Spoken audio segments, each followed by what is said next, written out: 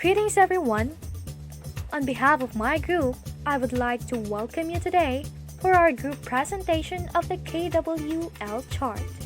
We are the group of scientific intellectuals composed of 5 passionate and hard-working members: John Lester Belga, Joebert Cantillo, Ann Dichoso, Reynaldo Divina, and Feolino. From Bachelor of Secondary Education, major in Sciences 2A. In this video, I am going to discuss the KWL chart, or the what we know, what we want to know, and what we learned from the 4 philosophical and sociological perspective school of thought, and these are Idealism, Realism, Pragmatism, and Existentialism. So, fasten your seatbelt, folks, for I am about to get started fast and smooth. The first philosophical perspective that I am about to discuss is realism. What we know is that reality is what existed that can be demonstrated and tested. Realism is dependent to the natural world, and it is the most palpable and existing educational philosophy.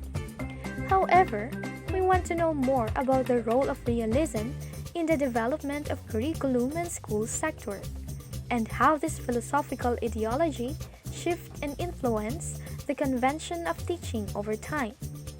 So through our research about realism, we've learned that realism focuses on objective reality, therefore setting the foundation of scientific disciplines. Education encourages the learners to draw their observation and conclusion around them. And realism embeds the power of logic, critical thinking, and the scientific method. Next is idealism. What we already know is that idealism is dependent upon the mind rather than independent of the mind. Ideas are the main source of learning. What we want to know more about it is the relation and effect of idealism to the development of the student's abilities and skills. However, we've learned that idealism involves lecture, discussion, and Socratic dialogue in relation to education. Teaching by questioning are also highlighted, and teacher's position is regarded as high and is focused on teacher-centered education. Another philosophical perspective is pragmatism. What we already know is that pragmatism deals with different situations and experiences. Thus, we want to know more about the differences that it can make to education relative to other sociological philosophies, and how pragmatism contributes to the teaching method. So through our research about pragmatism, we've learned that it proposes experiential learning. It focuses on hands-on problem through teaching only specific and relevant facts with practical uses rather than obvious concepts. Lastly, existentialism.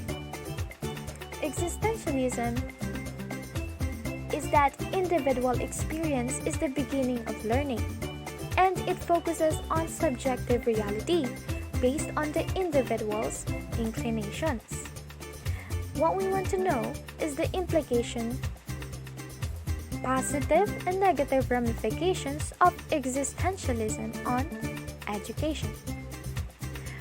What we learned is that existentialism helps students understand and appreciate themselves as unique individuals. Learning is self-paced, and students are given merit of preferences to choose according to their desired vocation or area. The goal is to achieve authenticity, originality, self-reliance, and independence. And existentialism focuses more on the student's self-development.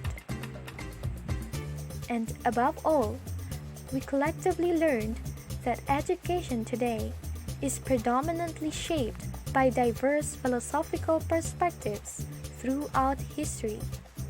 Education is dynamic, depending on the needs of the society and individuals.